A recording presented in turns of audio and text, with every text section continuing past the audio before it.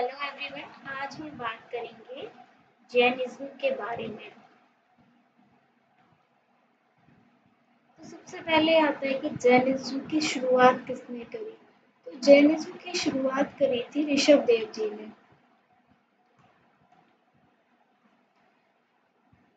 इसके बाद जैनिज्म ऋषभ देव जी के बाद 23 और तीर्थंकर हुए, तो टोटल 24 तीर्थंकर हैं जैनिज्म में।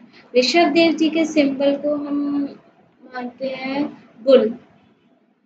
उसके बाद हमारे जो सेकंड नंबर के तीर्थंकर हुए वो थे अजीत नाथ जी।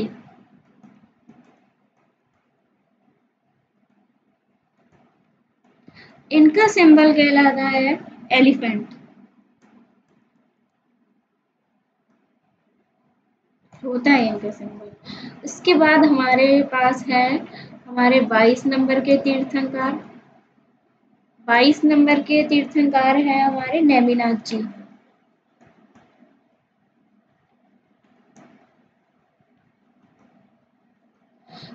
इनका सिंबल है हमारे पास शेल। फिर हमारे हैं 23 नंबर के तीर्थंकर हु इज पार्श्वनाथ।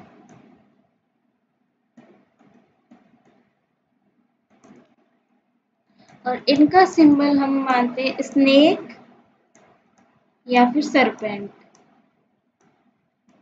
फिर हम बात करते हैं 24th, जो कि है हमारे वर्धमान महावीर, जिनके लिए कहा जाता है कि इन्होंने बहुत इम्पोर्टेंट रोल प्ले किया था जैनिज्म को आगे प्रोपेगेट करने के लिए। तो इनका सिंबल है हमारा लायन माना जाता है। So moving on to the next, अब हम बात करेंगे वर्धमान महावीर जी के बारे में। सो उनका जन्म कहाँ हुआ, उनकी लाइफ में क्या क्या चेंजेस आए, लाइक उन्होंने कैवल्य की प्राप्ति कहाँ पर की, डेथ, एवरीथिंग अबाउट देम। सो अब हम शुरुआत करते हैं कि वर्धमान महावीर जी के बारे में। तो इनका जन्म हुआ था 540 BC में, 540 बिफोर क्राइस्ट। वर्धमान महावीर जी का जन्म कहाँ पर हुआ, क्वेश्चन ये राइज होता है। तो इनका जन्म हुआ था वैशाली बिहार में। वैशाली एक जगह है बिहार में। इसके बाद टॉकिंग अबाउट इनके फादर का क्या नाम था। इनके फादर का नेम था सिद्धार्थ। इनकी मदर का क्या नेम था। मदर का नेम था त्रिशला। देन इनकी वेडिंग हुई, तो फिर इनकी वाइफ का नाम था यशोदा। देन इनकी डॉटर आती हैं। इनकी डॉटर का नाम था प्रियदर्शनी।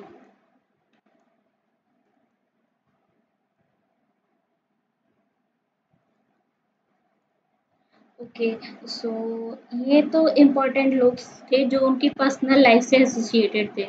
फादर, मदर, मदर उनकी लिच्छवी प्रिंसेस कही जाती हैं।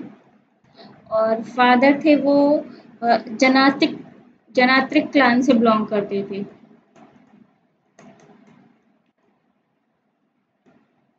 इसके बाद हम बात करेंगे कि वर्धमान महावीर जी को कैवल्य की प्राप्ति कहाँ पर हुई। तो ऐसा कहा जाता है कि उनको कैवल्य की प्राप्ति पीपल ट्री या फिर लिख लेते हैं एक बार,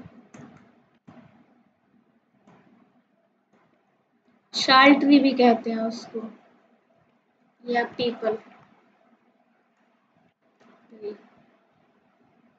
पीपल ट्री या शाल ट्री के नीचे हुई थी। और कहाँ पर, जिम्बी ग्राम, जिम्बी ग्राम विलेज इन बिहार। और ये जो विलेज है ये एक रिवर के बैंक्स पे स्थित है जिसका नाम है राजूपल्लिका रिवर।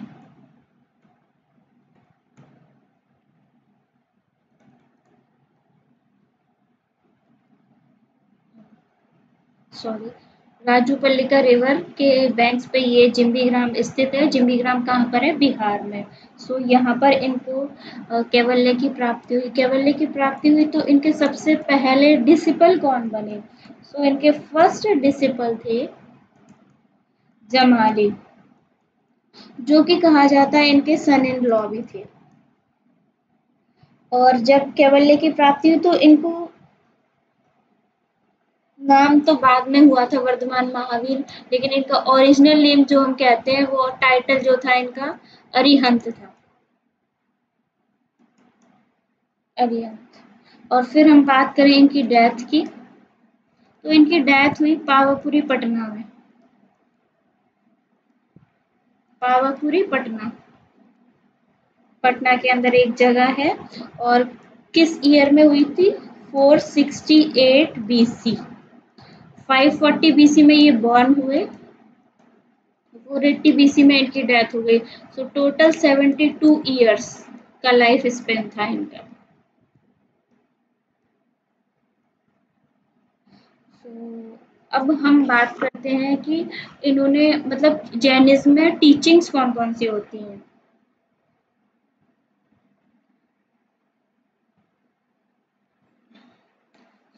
इसमें हमें टीचिंग्स में मेनली चार टीचिंग्स पूछी जाती है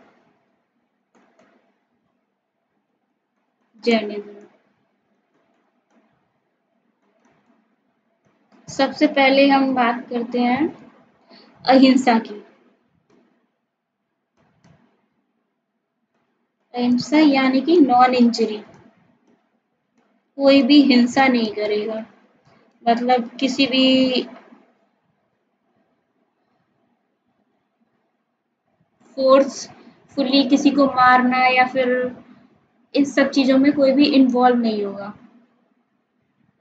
फिर हम बात करते हैं ट्रुथ की, यानी कि सब सच बोलेंगे, कोई भी झूठ नहीं बोलेगा, नॉन लाइंग। फिर हमारे पास थर्ड वाला टीचिंग आती है इनकी अपारिग्रह। अपारिग्रह, अपारिग्रह का मतलब होता है नॉन पजेशन, यानी कि हम कोई भी चीज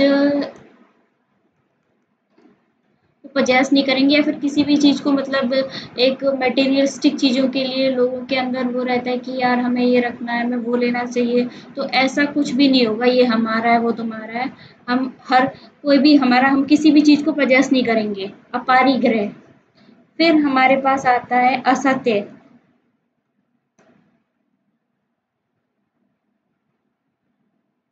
असत्य का मीनिंग होता है नॉन स्टीलिंग, यानी कि हम किसी भी स्टीलिंग के काम में, चोरी चकारी में इन्वॉल्व नहीं होंगे।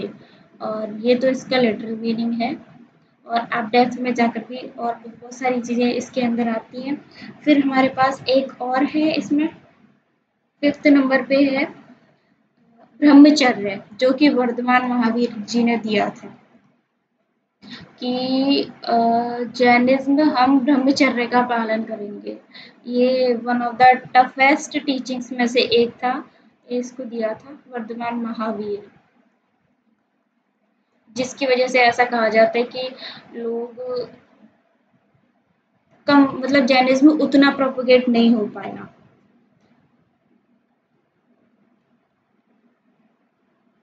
क्योंकि बहुत कम लोग ब्रह्मचर्य का पालन कर पाते हैं। तो एक काइंड ऑफ टफ प्रैक्टिस कह सकते हैं हम इसको। फिर हमारे पास त्रिरत्न आ जाते हैं जैनिज्म के। त्रिरत्न,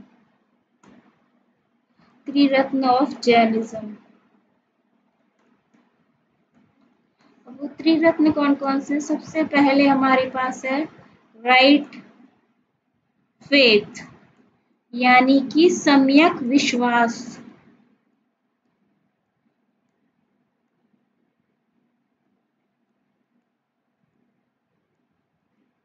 सम्यक विश्वास। फिर हमारे पास है अगली त्रिरत्न में से राइट नॉलेज।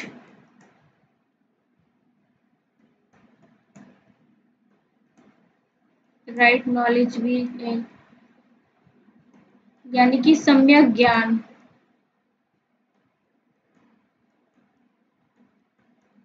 फिर हमारे पास है तीसरे नंबर पे राइट एक्शंस, यानी कि सम्यक कर्म कह सकते हैं इसको।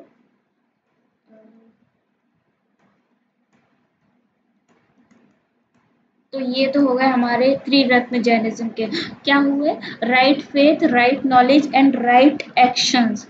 अब बात करते हैं जैनिज्म की फिलॉसफी क्या कहती है।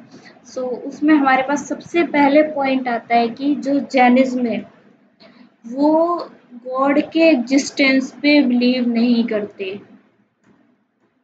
दे do not believe in the existence of God. Then we have next,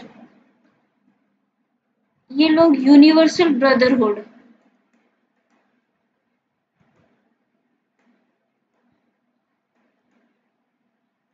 universal brotherhood and equality में बिलीव करते हैं, which is a good thing. And फिर एक इनकी थर्ड पॉइंट है इनकी फिलॉसफी का, इन्होंने वेदास को रिजेक्ट किया, रिजेक्टेड वेदास। और फोर्थ हम बात कर सकते हैं हम मोक्ष की प्राप्ति कैसे करें। मोक्ष की प्राप्ति तो इन्होंने बताया यह है कि हम सारा कुछ जो भी पजेस कर रहे हैं उसको त्याग कर स्लो स्टारवेशन से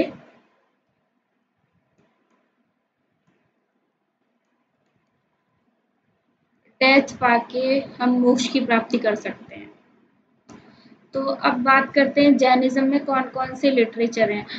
इसमें फिलॉसफी में तो ये तीन चार चीज़ें हैं इनकी कि ये गॉड के एग्जिस्टेंस पर बिलीव नहीं करते, यूनिवर्सल ब्रदरहुड और इक्वालिटी में विश्वास रखते हैं, तीसरा इन्होंने वेदास को रिजेक्ट किया। उसके बाद हम बात कर सकते हैं वेदास को रिजेक्ट करने के बाद स्लो स्टारवेशन से हम मोक्ष की प्राप्ति कर सकते हैं, स्लो स्टारवेशन से डेथ पाकर। फिर हम बताते हैं जैनिज्म के लिटरेचर कौन कौन से हैं। लिटरेचर्स तो इनकी लिटरेचर्स की पहले तो हम लैंग्वेज बात कर लेते हैं। तो प्राकृत लैंग्वेज में लिखे गए हैं सारे जैनिज्म के लिटरेचर। पहले हैं अंग एंड दूसरे हैं उपंग, उपंगास, उपंगास भी कहते हैं इसको, अंगास कहते हैं। फिर हमारे पास हम बात कर सकते हैं जैन काउंसिल्स के बारे में। तो दो काउंसिल्स इंपॉर्टेंट हैं। पहली 300 बीसी में पाटलिपुत्रा में कराई गई थी। पाटलिपुत्रा में किसके द्वारा कराई गई थी? स्थूलभद्र के द्वारा। फिर हमारे पास है दूसरी जैन काउंसिल। दूसरी जैन काउंसिल हुई थी 521 एडी, यानी कि 821 ईयर्स के बाद। और कहाँ पर हुई? वल्लभी, गुजरात में। वल्लभी गुजरात में किसने कराई थी? देवरिधि गनी ने।